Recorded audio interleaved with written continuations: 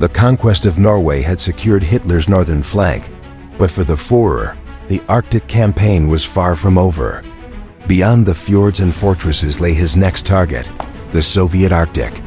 In the summer of 1941, as German panzers roared across the plains of Ukraine and the forests of Belarus, another front opened far above the Arctic Circle.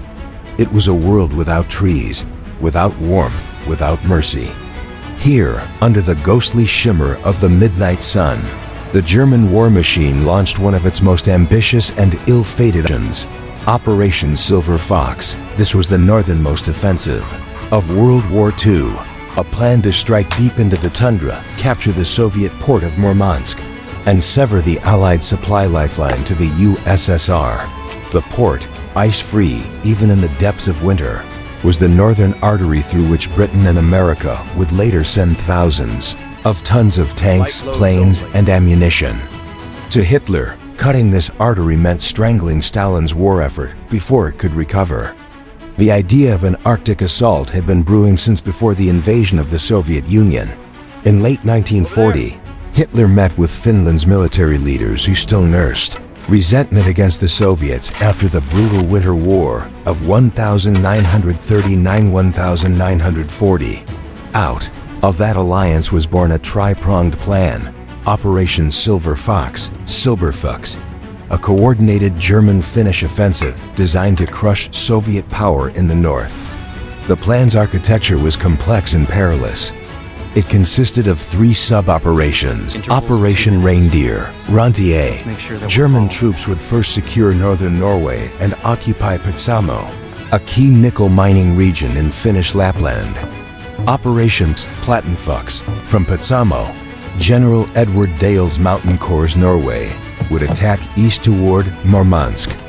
Operation Arctic Fox, Polarfuchs. A joint German-Finnish force would advance from central Lapland toward Kandalaksha, cutting the Murmansk Railway, the vital link between the port and the Soviet heartland. If successful, Silver Fox would trap Soviet forces in the Arctic, capture Murmansk, and effectively close the northern front. But even before the first shot was fired, the operation faced an enemy more formidable than any army, the Arctic itself. The men of Dale's mountain troops were experienced fighters, veterans of Narvik and the Alpine campaigns. Yet nothing could prepare them for the conditions they encountered beyond the Arctic Circle. There were no roads, only endless tundra, jagged rocks, and mosquito-filled swamps in summer that froze into impassable walls of ice by autumn. Vehicles bogged down within days. Horses perished in the cold. Supply lines stretched to breaking point across hundreds of kilometers of wilderness. The attack began in June 1941, just days after Operation Barbarossa had erupted across the Soviet Union.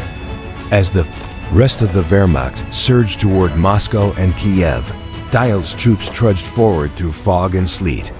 They advanced across a barren landscape where night and day merged into a pale, endless twilight.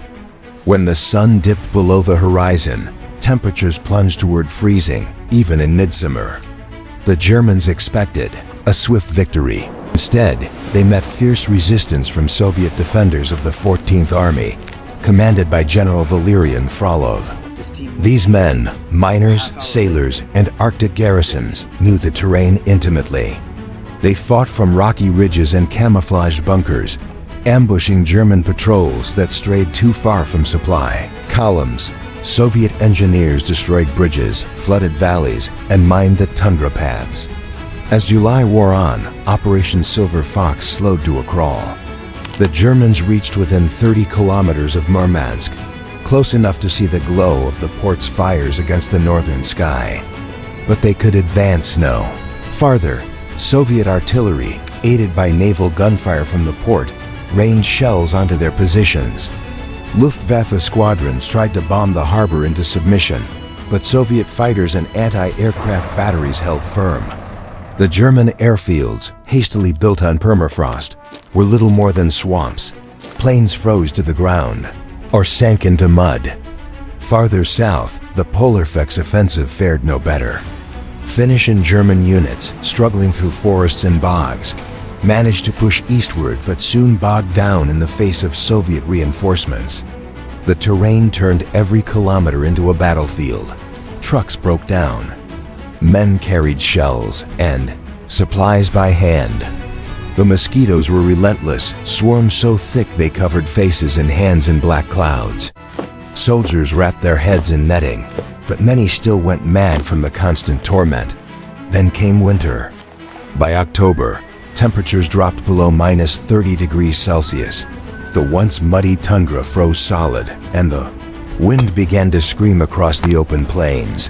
Rifles jammed. Machine guns refused to fire. Frostbite claimed fingers and toes faster than bullets. Even lighting a fire risked drawing enemy artillery. In that frozen hell, death came quietly. A man would simply sit down to rest and never rise again. Still, orders from Berlin were clear. Hold the line. Murmansk must fall, but the line did not move. Despite relentless assaults through 1942, the front stabilized roughly 50 kilometers from Murmansk. The Germans dug trenches into the permafrost, reinforced them with logs and stone, and built makeshift shelters beneath snowdrifts. They would hold these positions for 3 long years, isolated, freezing, and forgotten. For the soldiers, this was a war of endurance, not conquest. Diaries from the front describe men hallucinating under the midnight sun where it never truly became dark. The ground was too hard to bury the dead, so bodies were left to freeze in shallow snow, their faces preserved like statues. The silence was absolute, broken only by the moan of the wind and the occasional crack of a sniper's rifle. By 1943, it was clear that Operation Silver Fox had failed. Murmansk remained in Soviet hands, and the Arctic convoys, carrying tanks, food, and ammunition from Britain and America, continued to arrive. The port that Hitler had sworn to destroy became one of the symbols of Soviet resilience. For the Germans, the campaign had become a frozen stalemate. Supplies dwindled, morale collapsed, and the dream of conquering the Arctic faded into frostbitten despair. In Hitler's war room, attention had shifted south to Stalingrad, another hell on earth, but one that would at least make headlines. The men in the north remained where they were, guarding a dead front in a dead landscape. When the war finally turned against Germany in 1944, those same troops would be ordered to retreat, back through the ice, through the same valleys and ridges they had once fought to claim. But that chapter of the Arctic War would be even crueler. For now, the Silver Fox had turned gray in the cold, its fangs dulled by the endless snow. Operation Silver Fox was meant to be a strike of precision and power. Instead, it became a symbol of futility, a campaign where ambition froze to death under the aurora borealis.